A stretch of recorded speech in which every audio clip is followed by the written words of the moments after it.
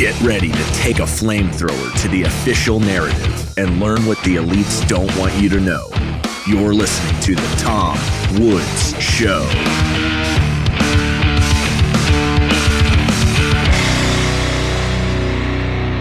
Hey everybody, it's Tom Woods, episode 2650 of The Tom Woods Show.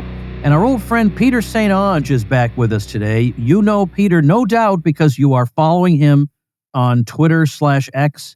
He is at Prof, like the abbreviation for professor, P-R-O-F, St. Onge, S-T-O-N-G-E, at Prof. St. Onge. He has surpassed me in followers on that platform by a significant amount, like more than, I don't know, like 25% plus more than old Woods has. So St. Onge, like he's the man out there. He makes these, you're an interesting case study, by the way, in content creation, because you just started making these short, maybe 3-minute videos. And over time, people started watching them. And then you have a podcast every week where you take the videos, and for people who just want to listen in their car and not fiddle with Twitter, you could listen on there. And it just exploded. Everybody wants to know what you think all of a sudden. Well, anyway, I'm getting a little bit off topic here. Welcome to the show. Well, thank you for having me on. And yeah, no, I've been shocked. Everybody told me that 3-minute videos would never work. Nobody's going to sit and watch that. It's too short. And I think what ends up happening is that, how like 99 cents is a really popular price because it kind of registers as free. And I think that 3 minutes registers as free, right? So like if you have 20 minutes, then people say, oh, that looks like a great episode. I'm going to save that. I'm going to watch it later. And then, how many videos do you have on your computer where, you've got like a watch later list that's 500 long. So I think that 3 minutes worked. But yeah, for the record, everybody told me that I was an idiot. It would never, ever work. It's also nice because the shorter it is, and Tom, I know you know this because you deal with really complicated topics. Sometimes it's kind of mentally taxing. Like somebody's sitting there like mowing the lawn, right? And they're interested in economics and, monetary policy, but they're not necessarily in a state where they can really tune into that for like an hour straight. Right. So 3 minutes, you can hit, you can actually get pretty high level because most people, they're going to be able to follow it for 3 minutes, maybe not for 20 minutes.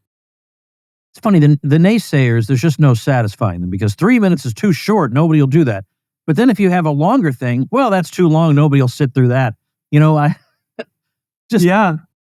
most of these people who are going to tell you what's going to work aren't doing anything themselves. They just know that your thing isn't going to work. So you got to just learn to tune those people out. And I'm glad you did, because it did work out for you really well. So let's talk about, I want to talk about some of the themes in your recent videos. And one of them has to do with, I guess it's, here it is, June 2025. I guess we can start calling this the Trump economy. There are some, you're arguing that there are actually some pretty good numbers. Now, you're also very critical of the big, beautiful bill. We'll talk about that. But what exactly, you had a number of a recent video where you talked about inflation rates and wage rates and stuff like that. Fill us in on that. Yeah, so we had 3 numbers come out last week that were really good. One of them is that income grew at an annualized rate of about 10%, which is completely off the charts. And that actually follows Trump's, so that's, this is Trump's 4th month. His first 3 were actually pretty high as well. Those were something like 6 to 8% annualized for each one. So incomes are on fire. He's already made back over half of the income losses under Joe Biden.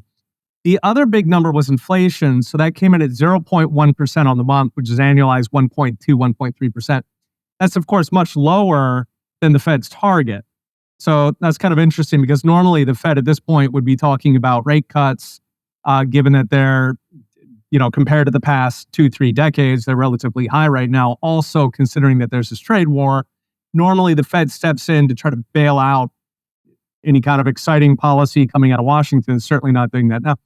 And then the third number is on the trade deficit. So the trade deficit dropped by half last month. Now that's going to be extremely transitory, right? That has to do with import front loading, where all these companies imported sort of too much inventory ahead of the tariffs. So they're going to be selling that off. but that is also relevant for the GDP numbers. So as you know, GDP came in negative in the first quarter. It's the first time in, I think, since the pandemic that we had negative GDP read. Media loved it. Trump here, Joe Biden gave him this amazing economy and Trump broke it already. And of course, that negative read was because of the import front running. So imports mechanically subtract from GDP, but then companies only bring imports in because they plan to sell them. They're either going to sell them as consumer goods, investment goods. Either way, they're going to lead to a GDP boost in the future. That's what we're looking at now. So the Atlanta Fed has a metric called GDP Now that estimates what GDP is doing in this moment. It's not terribly accurate, but it's sort of an indicator. And they're currently running at 4.6%, which would actually be the fastest GDP growth since 2021. So I think that there's a lot of people who are pro-Trump who are kind of disappointed right now. They're disappointed because Congress is getting in the way, because Doge, it looks like all of Doge's hard work might get reversed by Congress, that Congress might actually end up spending more. I think they're also discouraged by all of the judges blocking a lot of Trump policies. But I think it's important right now to sort of step back and look at the actual hard numbers. The hard numbers are on fire between incomes, inflation, and even the trade deficit. If we have a chance to talk about the trade deficit, I think one of the more interesting things there, most free market economists, myself included, are generally not big fans of tariffs. It's a tax. It's very distortionary. It tends to be very crony. Companies will sort of bribe their way into a tariff to shield themselves from competition. What I think's been interesting with the Trump tariffs is the crazy numbers that we've seen on foreign investment.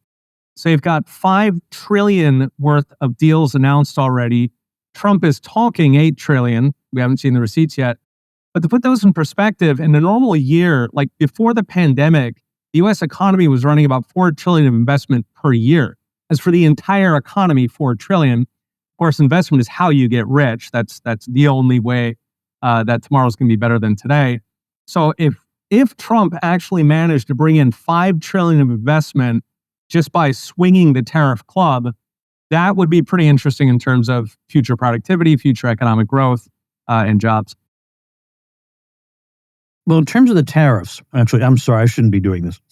Let me start over. I should flag you. I shouldn't be doing this. You can chew. I'm so hungry. All right.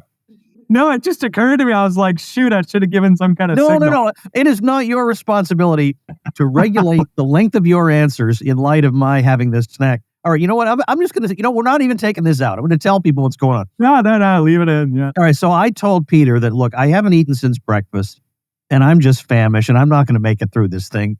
So I got my carnivore snacks, which, doggone it, they don't advertise with me, and I shouldn't be giving them that freebie, but I like it because it's not, I don't like beef jerky. I think I've said this in the show before, because it tastes like dog food to me. But these are like little slices of steak with salt on them. That's it. Beef and salt, no other ingredient. So I'm sitting here eating. I think my goal is to be done chewing by the time Peter's done talking. So, all right, I'm going to manage that a lot better. Everyone, let me tell you something about the Woods household. For my birthday and for Father's Day, my kids complain I never tell them what I want. So I told my daughter this year, she's in a culinary program, I said, well, I'd be delighted if you made me a nice dinner on Father's Day. And she loves that idea. Well, what do you think I want for dinner? Salad? No, as the folks at Omaha Steaks remind us, dads want steak. And the Woods family's history with Omaha Steaks goes back at least to 2010. We started ordering it because it was delicious and convenient, and it meant we always had delicious steaks on hand. Every steak is perfectly aged to maximize tenderness and hand-cut by master butchers. Grass-fed, grain-finished beef has more marbling for exceptional flavor and is the choice of steakhouses and professional chefs around the world. And this is what your dad wants. Not another pair of socks or a necktie. People don't even wear them anymore. Or a knick-knack that just clutters the house. Steak. The other dads in the neighborhood will be envious of your dad. And you'll love ordering from Omaha Steaks, a family-owned company with over 100 years of expertise in the meat industry. And by the way, they also carry mouth-watering burgers, chicken, pork, seafood, dessert, and easy-to-prepare comfort food. This Father's Day, give Dad the world's best steak experience with Omaha Steaks. Visit omahasteaks.com for guaranteed perfect gifts that deliver legendary quality. And for an extra $35 off, use promo code WOODS at checkout. That's omahasteaks.com and an extra $35 off with promo code WOODS at checkout. See site for details. On this tariff thing, let's pursue this a bit, because I've had people on here coming at this tariff thing from different perspectives. So I've had Gene Epstein, but I've also had Breitbart's John Carney. And John is an interesting guy because he says that, in his opinion, the best outcome from the tariffs would be absolute free trade in the world, where the tariff and non-tariff barriers and all this nonsense just come to an end and we just trade with each other. Now, that was not a 19th century protectionist point of view. They weren't saying we're hoping this all winds up free trade at the end. Mm-hmm. So I know that you would tend to be kind of in the, as you said, you don't particularly favor tariffs. And I know there are some people who are broadly, let's say, on quote unquote our side of things, who say, but maybe these tariffs can nudge trading partners into doing what we would consider to be the right thing.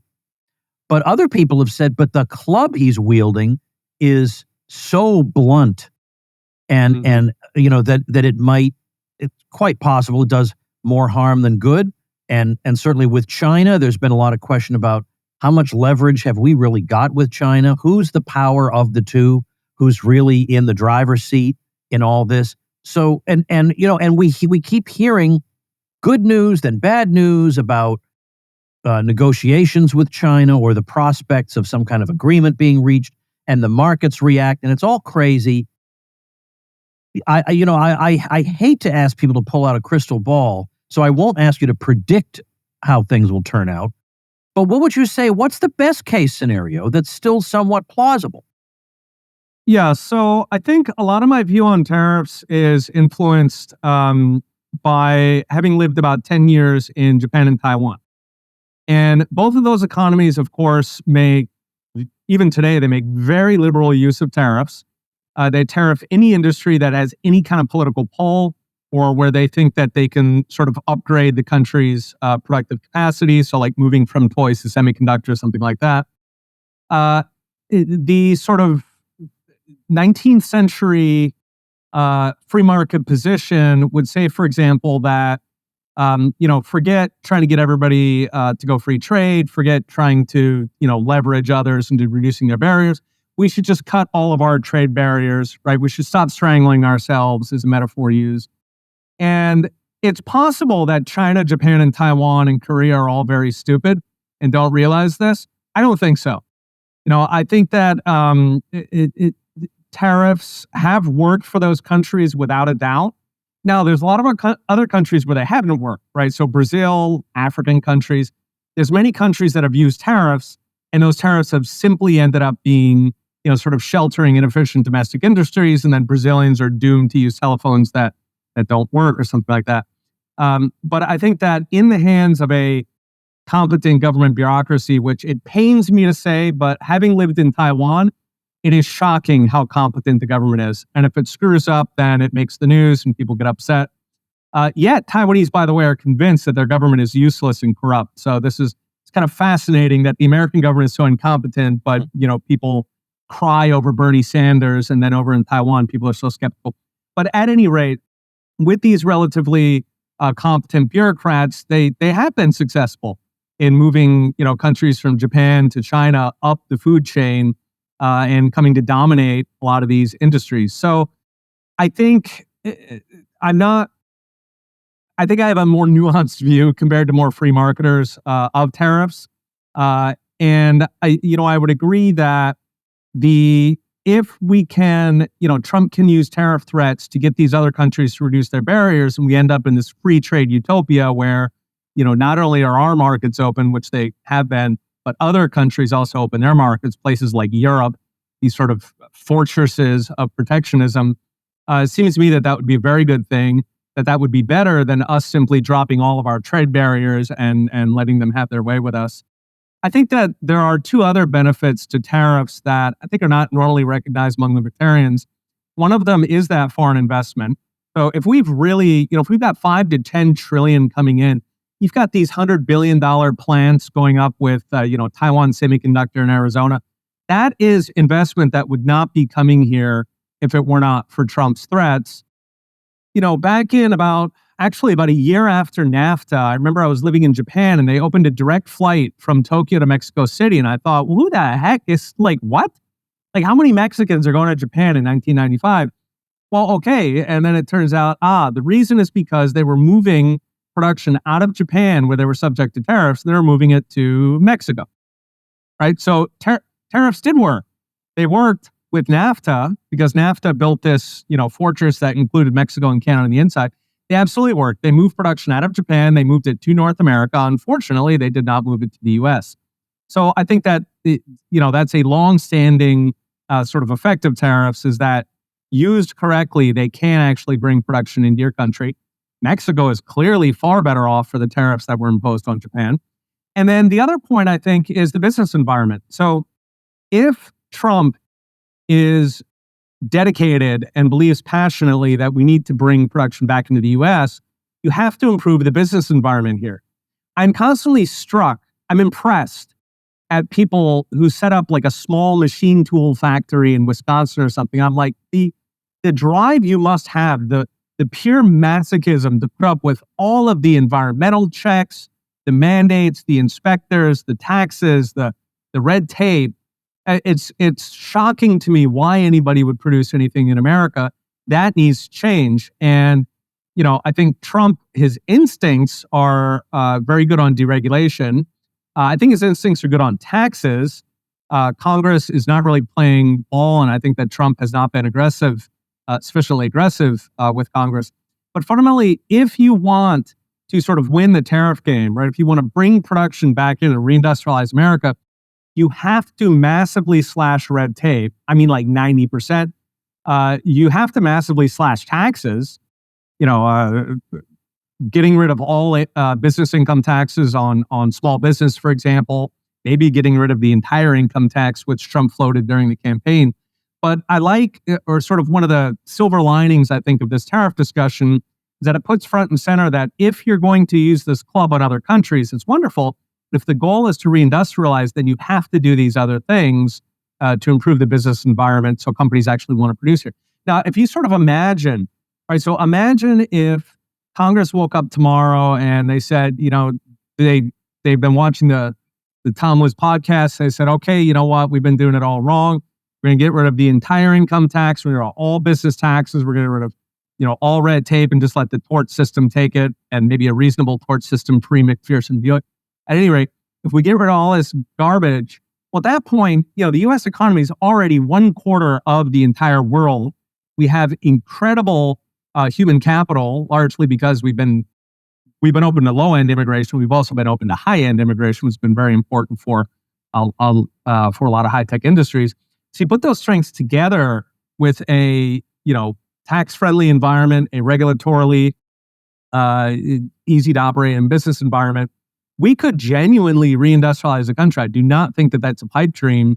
Even Chinese wages, there are a lot of industries where those simply don't matter anymore, right? Because the main competition to China is a machine, right? And so if you've got a bunch of machines in the US, I mean, Germany showed this, right? Germany has a very, very healthy manufacturing industry. Actually, Japan does as well. It's one of the only bright spots in the Japanese economy, despite very high wages. So I think that business environment has been good.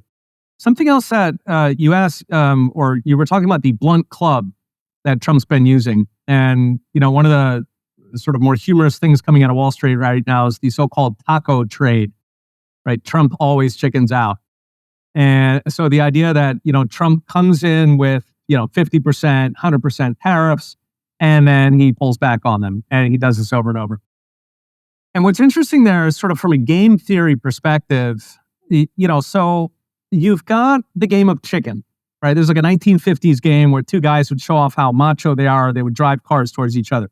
The guy who turns last loses, right? And the way to win chicken is you pull off your steering wheel and you stick it out the window, right? So you pre-commit to the other guy. You say, look, I can't turn, so you better turn. Mm. What Trump is doing here, and I don't know if it's 3D chess or if it's, checkers for morons, But these constant flips in the tariff rates, they make it very difficult. Like Japan's not necessarily going to negotiate because if they come to the table, they sit down and agree to something. Well, Trump might just come up with something else next Tuesday. Whereas Japan, Trump is like a special case for the United States negotiating position right now, right? So Trump can do all kinds of crazy things. Then when Trump's out of office, the U.S. can say, well, that was Trump. In the case of Japan, they don't have that sort of emergency excuse, right? So Japan has to stick with the things it agrees with. If it doesn't, that's going to influence other countries' willingness to negotiate in the future. So Trump has all these countries in this funny position where if they agree to something, they got to stick with it. But Trump has made it very, very clear that on tariffs, he'll flip next Tuesday. And so in a sense, that's a game of chicken. That's a way to win it because you basically say to these countries, look, don't even try negotiating. We are unnegotiable, right? You cannot agree to anything. So, is that 3D chess? Is Trump sort of locking the nation into this, position where other countries are going to constantly fear the tax rates or the tariff rates, which means that foreign companies are therefore, right, they're also going to say, well, if my factory's in Mexico or Japan, who the heck knows what's going to happen to tariffs? I know America says it's not going to do this, but, America changes constantly. So charitably, maybe it's a 3D chess to try to get these companies to come in. Maybe that's part of the reason the companies are coming in right now with that $5 trillion investment. Or it could just be moronic. Maybe he doesn't have the discipline to stick with what he said yesterday. Maybe that's part of the reason why, after the April 2nd tariffs, precisely 0 countries have actually come to the table. I think many of us expected for a lot of countries to come in because the tariffs were kind of at an existential level for an economy like Taiwan or Japan. But there may have been a couple of countries that have sort of announced, ongoing negotiations, but I don't think they've announced a single trade deal yet. Yeah, so that is odd. I mean, I hear people telling me that there is an overall plan to this. There's a method to the madness, and then I have a lot of people in my ear saying, "No, these people have no idea what they're doing. They're just throwing jelly at the wall. They're doing whatever, and we're going to suffer from it." I guess we're getting to a point where the time is getting to where we're going to see which of those scenarios is true, because you can only have deadlines and extend them so many times before it becomes ridiculous. Yeah, right. So right, nobody believes you anymore, and we're already seeing it. Last week, Trump announced new tariffs on Europe. I think 50% tariffs on Europe, and the market didn't move. So, stock markets don't believe him anymore. Yeah, that was interesting. Now, I will say there is some very specific. There has been some specific movement on steel-related stocks, but that's obvious. I mean, because I think that is, that's a different matter. So, well, and steel we've been doing for decades, right? Because the steel industry has been very, very effective at lobbying. So pretty much no matter who the president is, steel tariffs are real. Yeah. So let's go back. I want to talk about, even though I think most people are glad to have it out of their consciousness for the time being temporarily, the so-called Big Beautiful Bill, which I can't believe we actually came to call it that. But this is another case in which the people gang up on Thomas Massie because he says, I don't think this is what I came here to support. And it's interesting, Marjorie Taylor Greene. Now, I would look, if I posted something on Twitter and then I thought better of it and took it down, I wouldn't want somebody putting it back up. I took it down for a reason. Mm-hmm. And in fact, when I always turn back to look for a book and it's never here, whatever book it is. I don't know why I still do this turn here. But I edited a manuscript of Murray Rothbard's a long time ago called what is it called? The Something of the American Right? And I can't remember what it's called. This is terrible. All right. Well, anyway, I'll find it while we're talking. But anyway, so I promise I paid close attention when I was working on this project. The betrayal of the American Right. I got it. Right. You were drunk, Tom. It's okay. It happens. Yeah, that's the answer to so many questions involving me. Turns out, no, he was He was drunk. Some people are going to actually think that's real. These days, my alcohol tolerance level is that of a 90-year-old woman. It is embarrassing how little I could get away with drinking. Anyway, hey, everybody, I know a lot of you care about your blood work. Maybe you're monitoring health issues that run in your family, or you just like to avoid the doctor, or just to enjoy peace of mind. Well, to help get those results we want, there's one simple lifestyle upgrade all of us can make, and it's super easy. It's called Field of Greens. Enjoy a delicious glass of doctor-formulated Field of Greens each day. I personally drink the lemon lime. Not only will you feel great, but also your doctor will notice your improved health or your money back. How about that? People are writing to Field of Greens saying things like, the best blood work I've had in a decade. My doctor said, whatever you're doing, keep on doing it. Or the mom who said, after Field of Greens, my hair, my nails, my energy, my blood work, they're all better.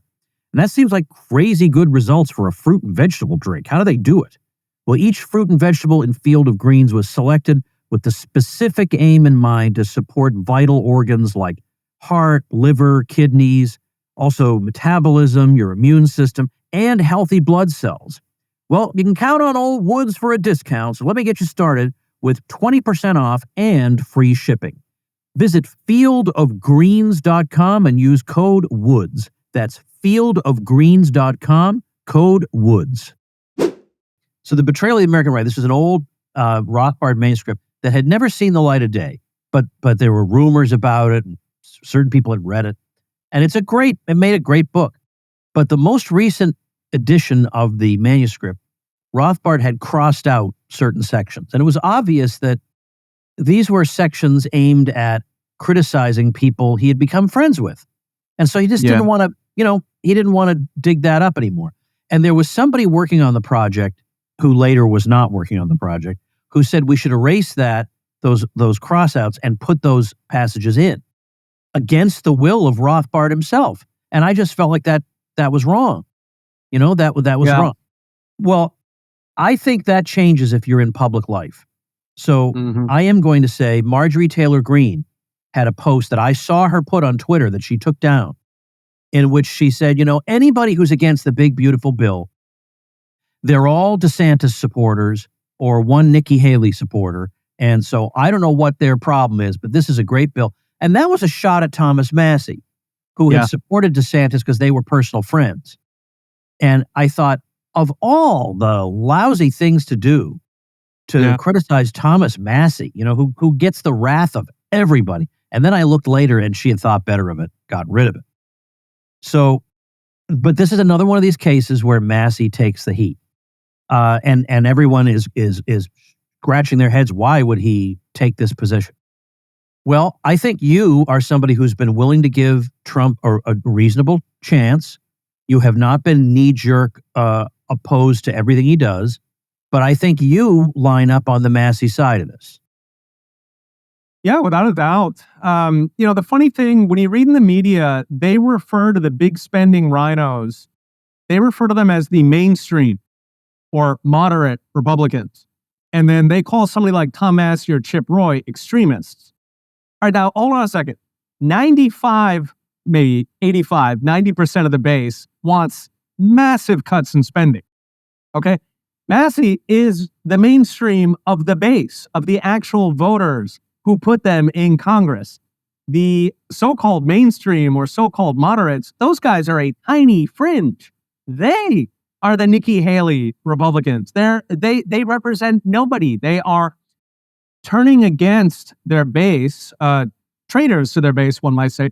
And, if you sort of zoom out, every political party is a permanent civil war between its base, which wants good things, and then the actual people who, get elected and who run the parties and who negotiate the lobby donations, who do the horse trading. And they're constantly at war with each other. And those sort of the practitioners, those tend to be dominated by special interests. And, the job, I think, of people like you or I are the special interests already have a huge voice, right? They hog up almost every seat at the entire table. And people like us, our job is to amplify the concerns of the base, who are the only reason any of these people have a job, right? like, what would these, Republicans in Congress, what would they be doing without this? They'd be like, Better Call Saul. They'd be ambulance chasing, right? They wouldn't be sitting there, up on their sort of elevated platforms, getting saluted. So, I think it's sort of disgusting how they're behaving. I think that, the simple framing of it, that these guys are moderates, these rhinos, they are extremists compared to the base. The problem, of course, and I think this is somewhat discouraging to the base, is that it is such a long road from here to there, right? To take these guys out primary by primary by primary, because, I would guess just offhand, we've got about, 5 or 10% of Republicans in Congress are actually dedicated small government, believe in the things that their base believes in when it comes to the economy anyway. You've got probably another third or so who really don't care either way. They just want to keep their job. But then you've got this massive chunk, more or less half of them, who are just wed to the deep state. I think it was Chip Roy. He shared that there was a vote in Congress among Republicans, and the question was whether to strip something like 80 or 90% of U.S. aid funding. Not shut the whole thing down, but get rid of the vast majority of it, because, of course, it's crony spending. And even among Republicans, that did not pass. This is insane, right? This is a left-wing, this is a Democrat slush fund. But, the reason, of course, is that they're corrupt. And the trick is just one by one, people like you or I think we can amplify the concerns of the base. We can get people fired up, get them to contact congressional offices, which actually works.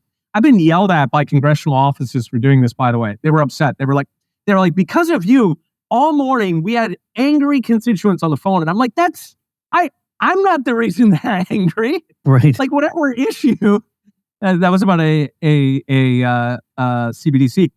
But anyway, right. The trick here is they are in full revolt against their voters. They cash in the election, and then as soon as possible, they do whatever the donors want. Breaking that is a long road. Maybe the silver line, or if it makes you feel any better, consider how it must feel in the Democrat Party, right? Where that used to be the party of the common man, the working man, the silent. And at this point, just what's happened to that is just nuts. But I think it's really happened across the board in Washington, and, to re-express the will of the people. I do think it's getting better. Free speech is obviously a big help, but it's a long road from here to there. Well, I have said for quite some time that I'm not, if I do support somebody for president or for any office, I don't expect them to cut spending. I've lived a long enough life to know that doesn't happen. I would like it to happen, but it doesn't happen. And I wouldn't say I'm at peace with that, but I'm in kind of a Zen relationship with it. I have no influence over it. There's nothing I can do about it. It's very, very unlikely to change. So I think about others. So people will say, well, if aren't you unhappy that you supported this, because look at the spending. I knew this would be where the spending would be. I never said they're really going to cut spending. As some people did say that, but as I said, I've been alive long enough to know that it doesn't happen for a variety of reasons. But also, I know you talk about the base and that they're really concerned about this, but a lot of the base just does whatever Trump tells them. I don't think a lot of the base is really losing a lot of sleep over the spending issue. They trust Trump, and they do what he asks of them. And a lot of them, if you ask them, well, what would you cut? Even if we get to the people who want to cut, they really don't know. They have no idea that the budget is almost entirely things that they would never dream of cutting. So I don't think there's really a whole lot of. So I just figure, well, I'll just focus on other issues. If I were Joe Rogan, let's say, maybe I might actually have some influence over this, but I don't. So I just worry about other things. I say, well, I know this means that there's going to be a national calamity down the road. I've done everything one person can do to try to persuade people to do something about that before it happens. And now that I've done that, I focus on things that I think have more of a chance of actually happening. And I maybe that sounds cynical. I think it's just the result of hard experience. Yeah, well, to his credit, in his first term, Trump did propose big cuts every single year up until COVID, right? COVID, everybody went crazy. But in his first three budgets, he proposed big cuts. They were like 175 billion, 250. But of course, Congress didn't do anything with that. So I think Trump's instincts are good on this. But, I think where he is right now is that he needs to win the midterms. And, partly that means he needs two things, right? He wants to pass his agenda, obviously, and he needs the Republicans to keep ideally the House and the Senate in the midterms. In order to do those, he feels that he has to horse trade, right? He's got to give in, like, for instance, the Republican leadership does not want to cut any Medicaid whatsoever. There's a ton of Medicaid that's fraud, right? These are people who maybe they're not American, maybe they're able-bodied. They don't even want to go there, right? They just don't want to touch it. And the reason is because they pulled it. And, the media is very skillful at spinning any Medicaid cut into grandma's going to be eating cat food. So, Trump is partly working with Congress because he wants to make them happy so the rest of his agenda can pass. Partly, I think that, there's probably some truth to that. A lot of these Republicans have been in office long enough. The media is not yet evened up to the point where, they have the cat food narrative and we have the fraud narrative. We're not, we're probably like 4-1 in terms of how much influence the left-wing media still has. Some Republicans may be correct that, if they really go in and try to codify DOGE cuts and try to get rid of the fraud, that, they might lose the House. And if that's the case, then Trump has 2 years of nonstop investigations. They're going to go after every single thing that he does every single day. So, I can understand why Trump is here. I think by instinct, he does want to shrink government. He tried in his first term. He's clearly, he's very good on red tape for what it's worth, which might even be a bigger deal than spending in terms of growing the economy. But whether he's right or wrong, he has agreed to let Congress sit in the driver's seat. And unfortunately, Congress is run still by rhinos who are, very, very difficult to vote out of office. Okay, I know I want to change the subject entirely because I just can't stay on that one. I want to talk about something that you talked about on your in one of your videos and then in turn on your podcast, and that has to do with the continuing development of robots and what Elon Musk had to say about the numbers of robots likely to be out there functioning in the world. And when you see videos of what some of these companies have been able to accomplish with robots and the way they move around, if you haven't seen a video like this, you'll find it quite striking. And of course, now, if you have this kind of robotic technology and you combine it with AI, then it's very interesting to see where that goes. And now I know you were saying in your video that, look, every time in the past people have bet against technology, they've been wrong. In the past, what we've actually found is that the more automated places in the world are also the richest, and there's still plenty of jobs for people to do. And I don't want to say that I don't believe my own ideas. I do believe them, but I really am wondering what. I'm not saying it's not solvable. I'm saying I'm wondering what the world looks like when you have robots that are physically capable of doing what human beings do and who have basically the sum total of human knowledge sitting in their chips or whatever. What does that do to the human job market? I don't think we've ever seen anything quite like that. Horse and buggy to automobile is one thing. I don't think we've seen anything quite like that. Yeah, we've seen things that are pretty dramatic. Farm mechanization is an example where, over the period of 30 or 50 years, we went from something like 90% of the population working in agriculture to something like 20%. That's, thousands of years humanity had been in this sort of agriculture first economy. And, I'm sure it was inconceivable. There was what was a critic at the time in the late 1800s was saying, so Britain is just going to become a country where everybody does each other's laundry, right? They could not conceive of how many jobs could you come up with that would replace agricultural labor. And of course, today in the U.S., almost nobody works in agriculture. Somewhere like Hong Kong, it's effectively 0% work in agriculture. So we've seen things that are somewhat comparable, but I agree with you that, the impact, I think, of robots paired with AI in our lifetimes, you and I have seen the internet, in the world. I mean, the world before the internet and after the internet was an almost unrecognizable place. That may have been true for people when the automobile came out. If you think about how the automobile changes things, right? That you can take a bus to like Indianapolis, you're not stuck in your, 5 square mile world almost your entire life. Before the automobile, you had people who had literally never left their tiny little town. So, the world has transformed with a lot of these technologies. And if you look at them one after the next, magically jobs show up. Now, what does that magic look like? And two sort of images stick in my head. So one of them is that if you want to buy a handmade chair, okay, it's almost always worse quality than a factory-built chair. When you have a machine making the chair, it's not going to make mistakes, right? Humans do make mistakes. If you are carving something, you're inevitably, like the number of flaws per chair are going to be much higher when it's handmade. Yet, handmade is much more valuable. Right, another data point, we've had vending machines since 1900. By the way, we've had automatic car parking elevators since 1900 as well. People don't realize how old these technologies are.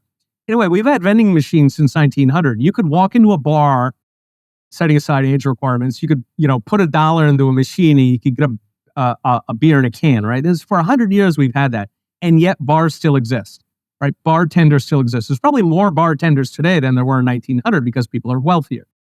So the point being that there are a lot of activities where the fact that it's created by a human is the value, right? Can a robot serve you a beer? Absolutely. Can a robot make a chair? Yes. Can a robot take care of a child? Can it keep your mother company at the old folks' home? Right? Could you conceivably put a robot next to her to ask her how her day is and sympathize at her, knee pains?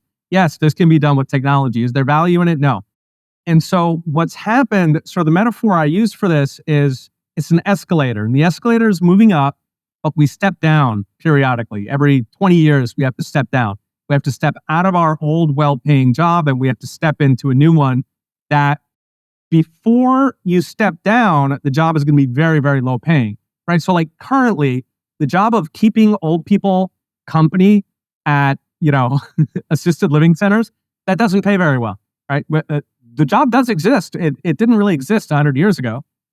Today it does exist, but it doesn't pay that well. But the thing is, as the automation continues, those jobs that look ridiculous today, entertaining children at birthday parties, those jobs pay more and more, to the point where, consider that some of the highest paid people in our economy right now, they're like YouTube creators. They do skateboard tricks on YouTube, right? This is a career. If you told people in 1900, don't worry, people are going to find jobs doing skateboard tricks, right? You're not going to get a hearing. So I am very confident that jobs will come back, or that we will have new jobs to replace the ones that we lose. If you just sort of test right now, right? So if you could hire people for $1 an hour, let's say for some reason, you only, Elon Musk takes an interest in you. He says, I would like you personally to hire more people. Forget $1, a penny an hour. Okay. How many people would you hire for a penny an hour? You'd have somebody to wait for the mail to come every day. You'd have, somebody to run down to 7-Eleven when you run out of milk.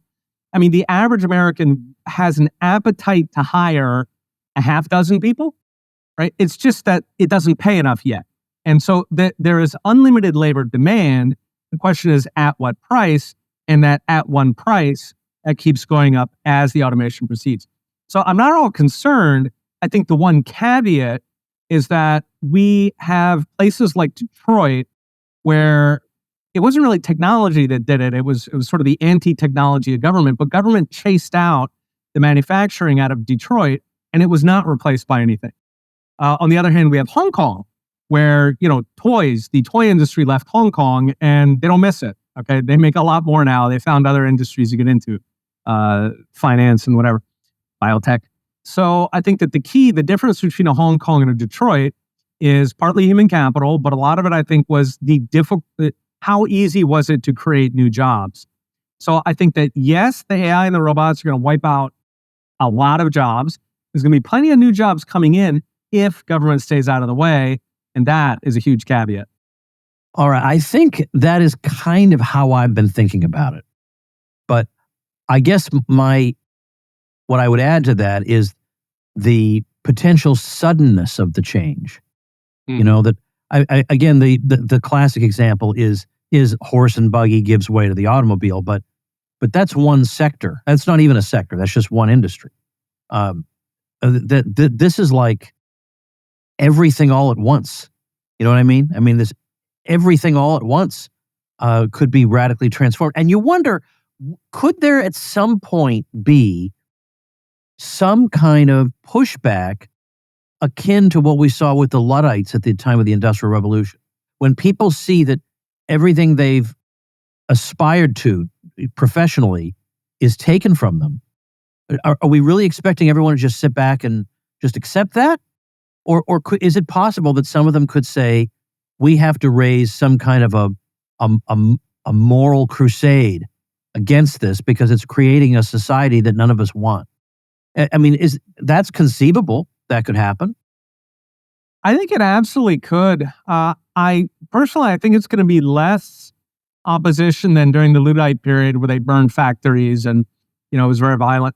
I think it's going to be less than that for the strange reason that AI is increasingly likable. So for example, if call center jobs, and, we've all had the experience of calling call centers. Sometimes they speak English. Sometimes, they have an IQ above 80. And if that's replaced by AI, like we're already starting to see them where you've got AI call apps where I'll be darned, boy, they do the job. They can figure out exactly what you want. They can solve the problem, presto. So I think that, yes, there's going to be opposition from people's jobs are impacted. But honestly, compared to factory automation, I think that because of AI, right? If it were just robots, then absolutely, right? Robots are really no more sympathetic than a factory machine. AI, I think, in the next couple of years, I think there's going to be a lot of people who are going to be really passionately dedicated to AI in the way that there were not for assembly lines. You've probably seen the prompt, the whole prompt religion type thing where, people sort of half joke that, are we all living in an AI prompt? And people are having fun with that. I think in the next couple of years, there's going to be millions of Americans. Their best friend is going to be an AI. AI is going to improve services in a way that I think a lot of people are actually going to be happy about the change. If their own job is being impacted, sure, they'll be upset about it. But yeah, I think when you put those together, the opposition is probably going to be less than Luddism. Now, governments are obviously going to use as an excuse to push through a universal basic income.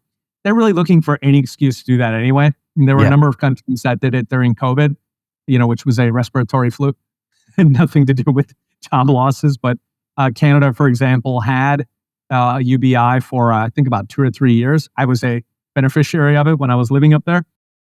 So I think without a doubt, enterprising politicians will use the job losses to try to increase government control over the industries, to try to implement the UBI, to vote by people under the couch. But in terms of, actually smashing factories, I think that's actually going to be less than it was during the Luddite period.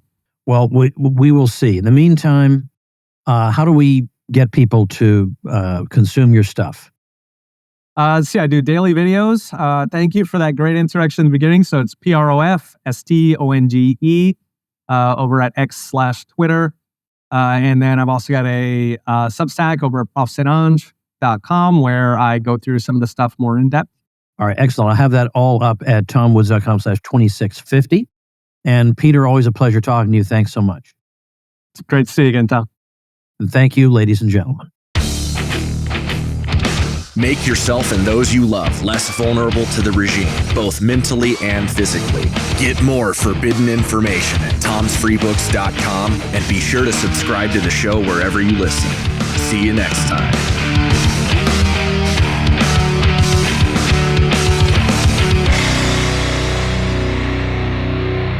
Like the sound of The Tom Woods Show? My audio production is provided by Podsworth Media.